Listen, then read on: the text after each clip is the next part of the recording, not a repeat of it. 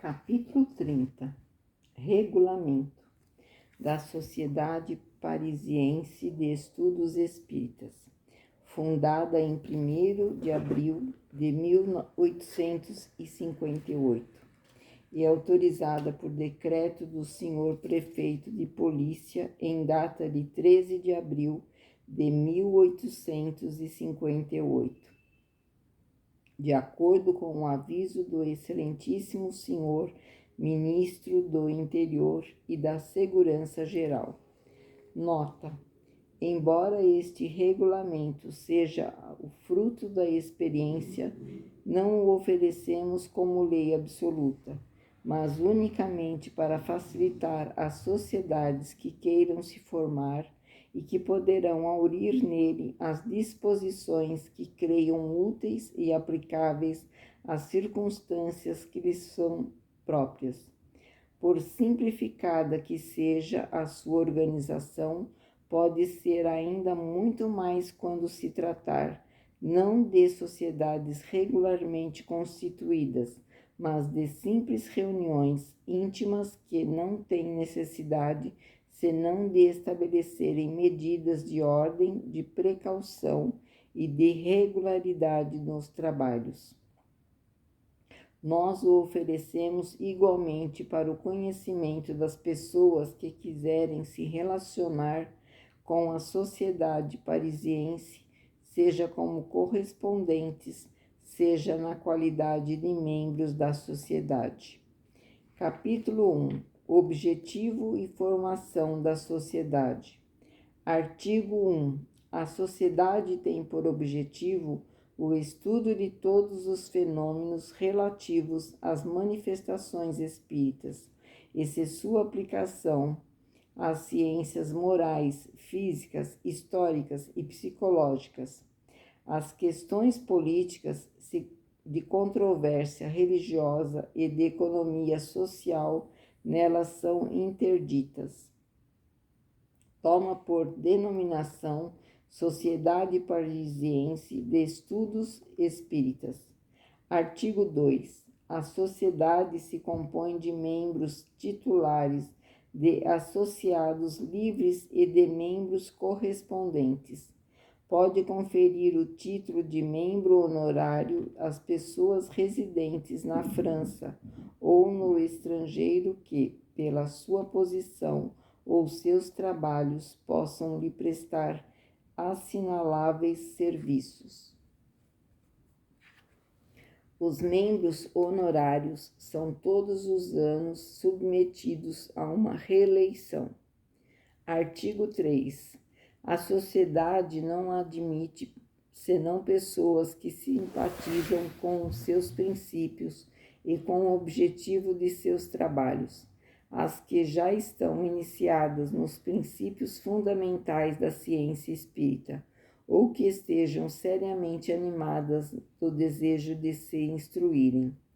Em consequência, exclui todos aqueles que poderiam suscitar elementos de perturbação no seio das reuniões, seja por um espírito de hostilidade e de oposição sistemática, seja por qualquer outra coisa, fazendo assim perder o tempo em discussões inúteis. Todos os membros se devem reciprocamente benevolência e bom proceder. Devem, em todas as circunstâncias, colocar o bem em geral acima das questões pessoais e de amor próprio. Artigo 4. Para ser admitido como associado livre, é preciso dirigir ao presidente um pedido escrito, apostilado por 2 membros titulares, que se tornam garantidores das intenções do postulante. A carta pedido deve relatar sumariamente, primeiro, se o postulante já possui conhecimentos em matéria de espiritismo. Segundo, o estado de suas convicções sobre e os pontos fundamentais da ciência.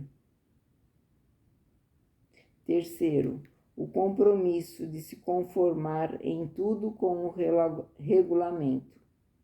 O pedido é submetido à comissão que o examina e propõe, se for o caso, a admissão, o adiamento ou a rejeição. O adiamento é de rigor para todo candidato que não possua nenhum dos elementos da ciência espírita e não simpatize com os princípios da sociedade. Os associados livres têm direito de assistir todas as sessões, de participarem nos trabalhos e nas discussões que tenham o estudo por objeto, mas em nenhum caso tem voto deliberativo para o que concerne aos assuntos da sociedade. Os associados livres não são alistados senão para o ano da sua admissão, e sua manutenção na sociedade deve ser ratificada ao fim desse primeiro ano. Artigo 5.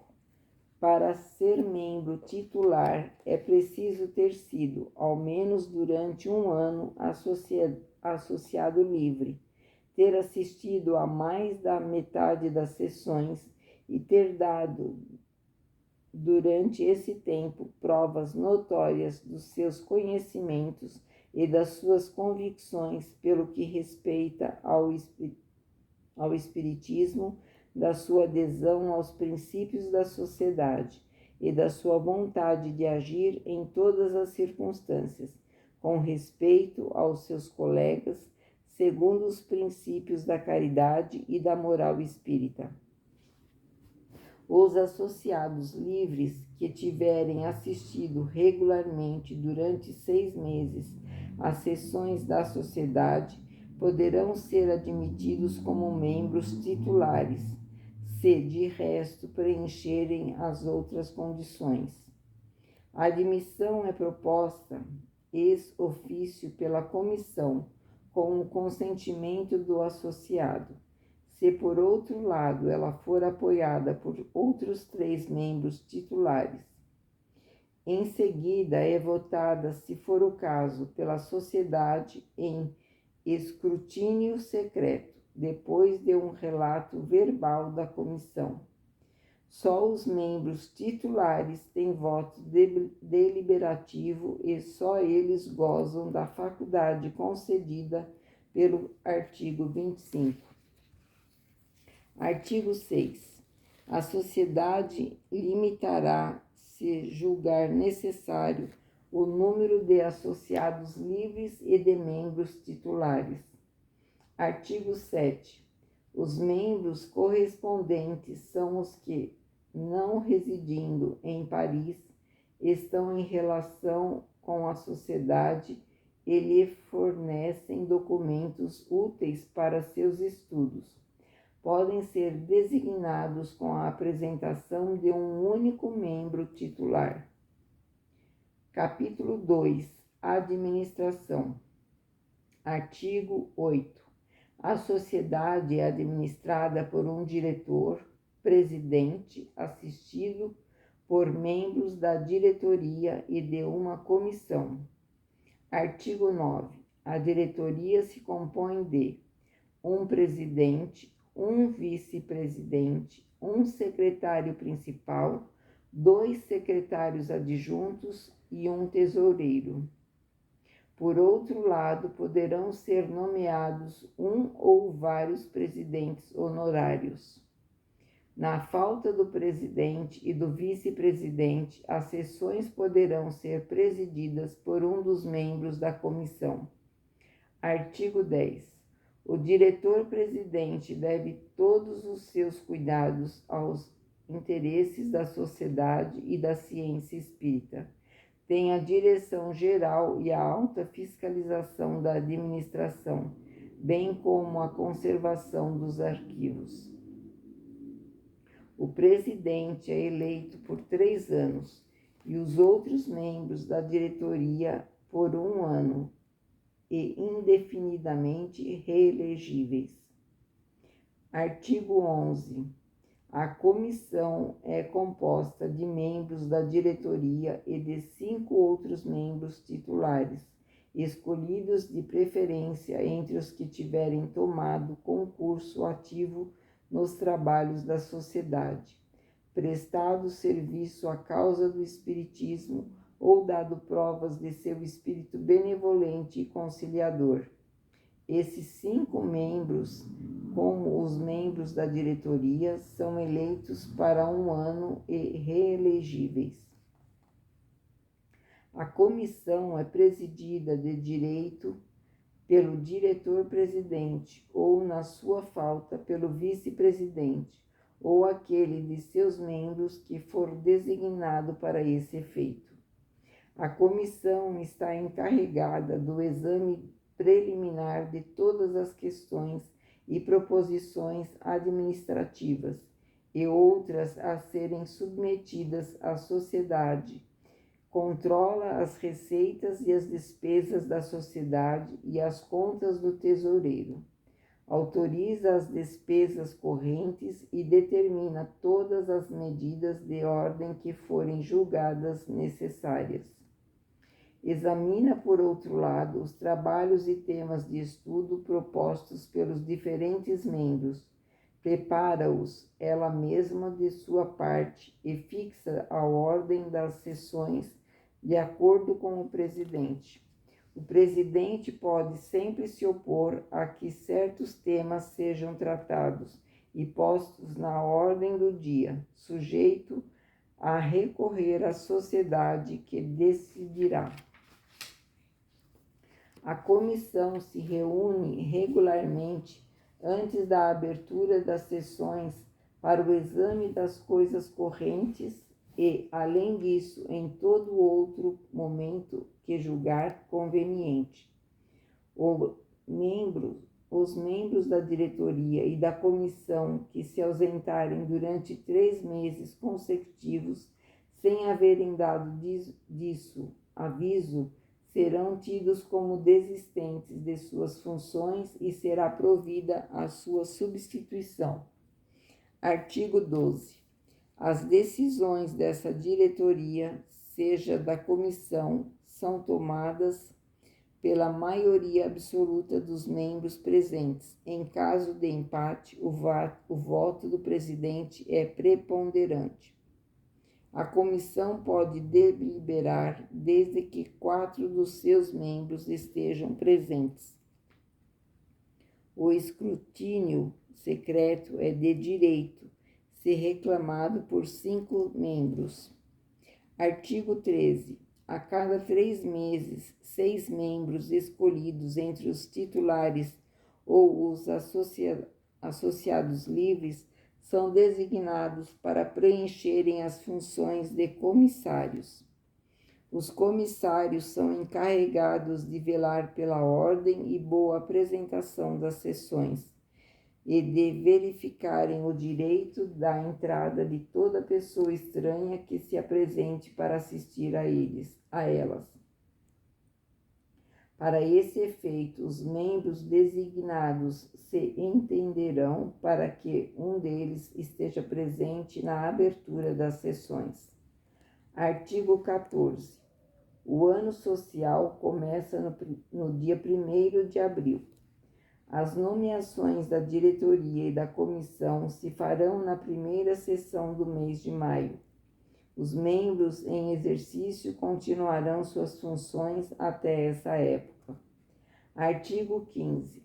Para prover as despesas da sociedade, é paga uma cotização anual de 24 francos para os titulares e de 20 francos para os associados livres. Os membros titulares, na época da sua admissão, por outro lado, pagam um direito de entrada de uma vez de 10 francos. A cotização se paga integralmente para o ano corrente. Os membros admitidos no transcurso do ano não terão a pagar por esse primeiro ano, senão os trimestres a vencer, incluído o da sua admissão. Quando o marido e a mulher são admitidos associados livres ou titulares, não é exigida senão uma cotização e meia para os dois. Todos os semestres, a 1º de abril e a 1º de outubro, o Tesouro presta contas à Comissão do Emprego e da situação dos fundos.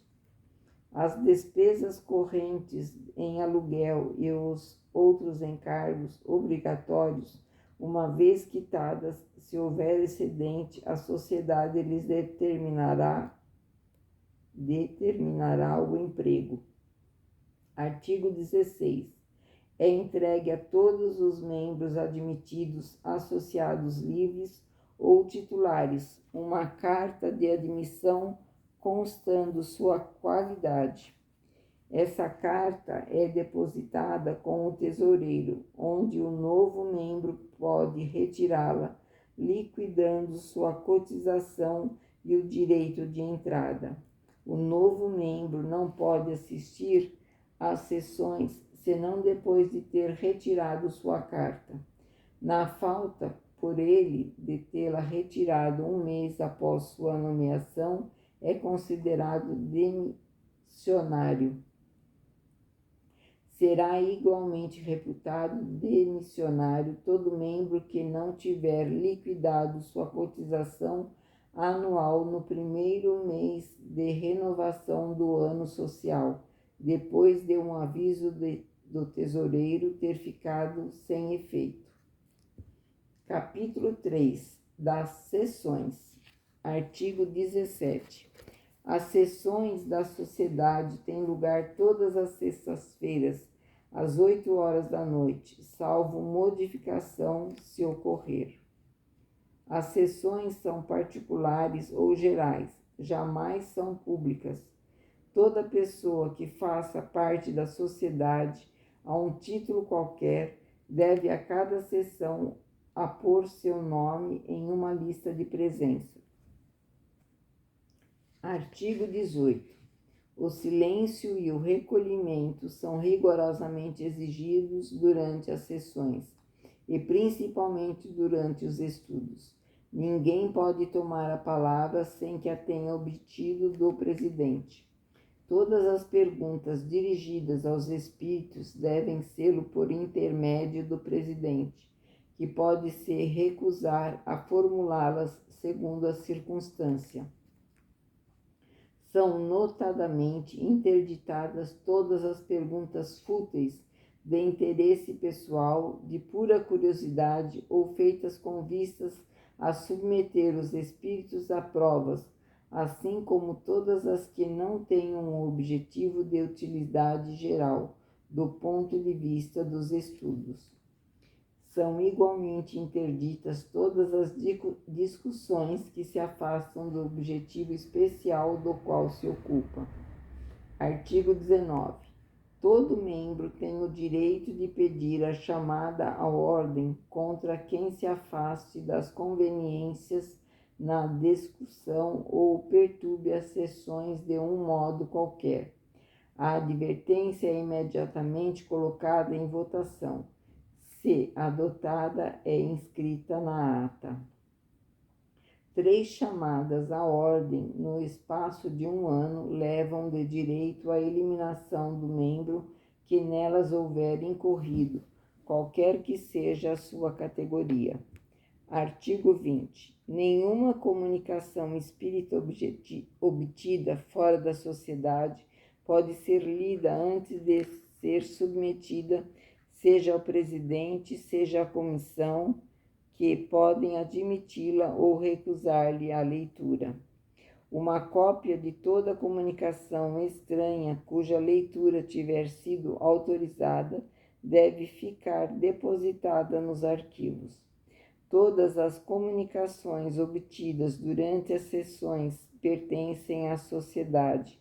Os médiuns que as escreveram podem delas tirar cópia. Artigo 21. As sessões particulares são reservadas aos membros da sociedade. Ocorrem na 1ª, 3ª e, se houver, na 5ª sexta-feira de cada mês. A sociedade reserva para as sessões particulares todas as questões concernentes aos seus assuntos administrativos, assim como os temas de estudo que reclamam mais tranquilidade e concentração, ou que julga oportuno aprofundar antes de as apresentar diante de pessoas estranhas. Têm direito de assistirem às sessões particulares, além dos membros titulares e dos associados livres, os membros correspondentes temporariamente em Paris, e os médiuns que prestam seu concurso à sociedade. Nenhuma pessoa estranha à sociedade é admitida às sessões particulares, salvo os casos excepcionais e com o assentimento prévio do presidente. Artigo 22. As sessões gerais ocorrem na segunda e na quarta sexta-feira de cada mês. Nas sessões gerais, a sociedade autoriza a admissão de ouvintes estranhos, que podem assistir temporariamente a elas, sem delas fazerem parte. Ela pode retirar essa autorização quando julgar oportuno. Ninguém pode assistir às sessões como ouvinte sem ser apresentado ao presidente por um membro da sociedade, que se torna garantidor de sua atenção em não causar nem perturbação nem interrupção. A sociedade não admite como ouvintes senão as pessoas aspirantes a se tornarem membros ou que simpatizam com os seus trabalhos e já suficientemente iniciadas na ciência espírita para compreendê-los. A admissão deve ser recusada de maneira absoluta a quem a ela não estivesse atraído, senão por um motivo de curiosidade ou cujas opiniões seriam hostis. A palavra é interditada aos ouvintes, salvo os casos excepcionais apreciados pelo presidente. Aquele que perturbe a ordem de um modo qualquer ou manifeste aversão pelos trabalhos da sociedade pode ser convidado a se retirar, e em todos os casos disso será feita menção na lista de admissão, e a entrada lhe será interditada no futuro. O número dos ouvintes deve ser limitado ao dos lugares disponíveis. Os que poderão assistir às sessões deverão estar inscritos previamente em um registro destinado a esse fim, com menção do seu endereço e da pessoa que o recomenda. Em consequência, todo pedido de entrada deverá ser dirigido vários dias antes da sessão ao presidente único, que libera as cartas de entrada até o encerramento da lista. As cartas de entrada não podem servir senão para o dia indicado e para as pessoas designadas. A entrada não pode ser concedida ao mesmo ouvinte por mais de 2 sessões, salvo autorização do presidente e para os casos excepcionais. O mesmo membro não pode apresentar mais de 2 pessoas de uma vez. As entradas concedidas pelo presidente não são limitadas. Os ouvintes não são mais admitidos depois da abertura da sessão. Capítulo 4. Disposições diversas. Artigo 23. Todos os membros da sociedade lhe devem seu concurso. Em consequência, estão convidados a recolherem no seu respectivo círculo de observações os fatos antigos ou recentes que podem se referir ao espiritismo e assinalá-los. Desejarão ao mesmo tempo inquirir quanto lhes seja possível sobre a notoriedade de ditos fatos. Estão igualmente convidados a lhe assinalar todas as publicações que podem ter uma relação mais ou menos direta com o objeto dos seus trabalhos. Artigo 24. A sociedade fará um exame crítico das diversas obras publicadas sobre o Espiritismo, quando o julgue a propósito. Para esse efeito, encarregará um dos seus membros, associado livre ou titular, que lhe fará uma apreciação, que será impressa, se for o caso, na Revista Espírita. Artigo 25.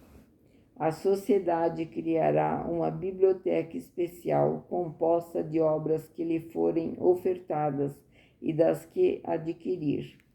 Os membros titulares poderão vir à sede das sociedades consultar, seja a biblioteca, sejam os arquivos, em dias e horas que serão fixados para esse fim. Artigo 26.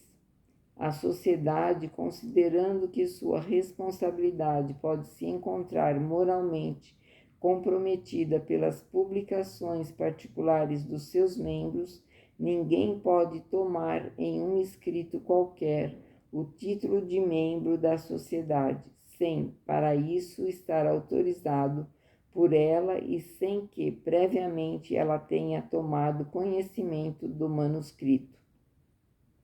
A comissão será encarregada de lhe fazer um relatório a esse respeito. Se a sociedade julga o escrito incompatível com os seus princípios, o autor, depois de ser ouvido, será convidado, seja a modificá-lo, seja a renunciar à sua publicação, seja, enfim, a não se fazer conhecer como membro da sociedade, deixando de se submeter à decisão que for tomada, sua eliminação poderá ser pronunciada. Todo escrito publicado por um membro da sociedade sob o véu de anonimato e sem nenhuma menção que o faça conhecer como tal, entra na categoria das publicações comuns, das quais a sociedade se reserva o direito de apreciação. Todavia, sem querer entrar à livre emissão de opiniões pessoais, a sociedade convida aqueles dos seus membros que tenham a intenção de fazerem publicações desse gênero a pedirem previamente seu parecer oficioso, no interesse da ciência. Artigo 27. A sociedade, querendo manter no seu seio a unidade de princípios e o espírito de uma benevolência recíproca, poderá pronunciar a eliminação de todo membro que seja causa de perturbação ou se ponha em hostilidade aberta contra ela com escritos comprometedores para a doutrina, por opiniões subversivas ou por um modo de agir que não poderia aprovar. A eliminação não será, todavia, pronunciada senão depois de um parecer oficioso preliminar, permanecido sem efeito e depois de ter ouvido o membro inculpado, se julga oportuno se explicar. A decisão será tomada em escrutínio secreto e pela maioria de 3/4 dos membros presentes. Artigo 28. Todo membro que se retira voluntariamente no curso do ano não pode reclamar a diferença de cotas pagas por ele. Essa diferença será reembolsada em caso de eliminação pela sociedade. Artigo 29. O presente regulamento poderá ser modificado se for o caso. As proposições de modificações não poderão ser feitas à sociedade senão pelo órgão de seu presidente, ao qual deverão ser transmitidas, e no caso de que tenham sido admitidas pela comissão. A sociedade pode, sem modificar seu regulamento, nos pontos essenciais, adotar todas as medidas complementares que julgar úteis.